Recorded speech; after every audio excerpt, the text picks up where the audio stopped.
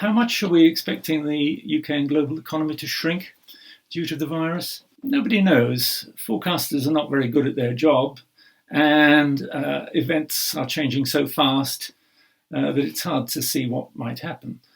Even in the UK, forecasts originally started at 5% and then went up to 25%. National Institute of Economic and Social Research then put that up to 25% fall in GDP, and then another government body has said, well, it might be a 35% collapse. Africa and other countries that haven't been affected, when international travel starts to happen, that might change that. It depends on, there could be game-changing changes, such as a vaccine being developed.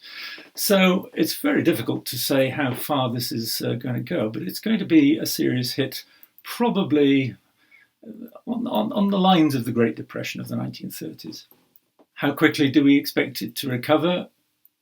Again, nobody knows, but past crises might give an indication. The Spanish flu of 1918 to 19, for example, in that episode, US production fell by 25% in just one quarter. And it took a year for most of that, but not all of it, to be clawed back, and several years before we went on to have the Roaring Twenties. Spanish flu, the impact over the whole world was probably only about 6% in total. The Great War of 1914 to 18 made a much bigger impression. If you look at the Great Depression of the 1930s, there was a 27% fall in world output, but that was prolonged and deepened by very bad financial policy in the United States. But all of those were much worse than the recent financial crash, which probably knocked about 5% off world output. We're talking about much more than that, I think. What solutions can be put in place to aid recovery?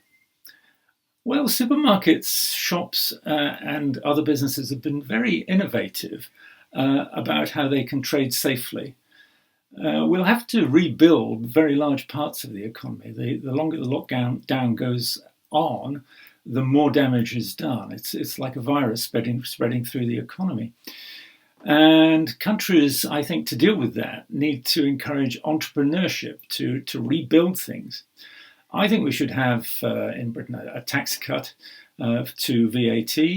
I think national insurance the threshold should rise, so businesses don't have to deal with that.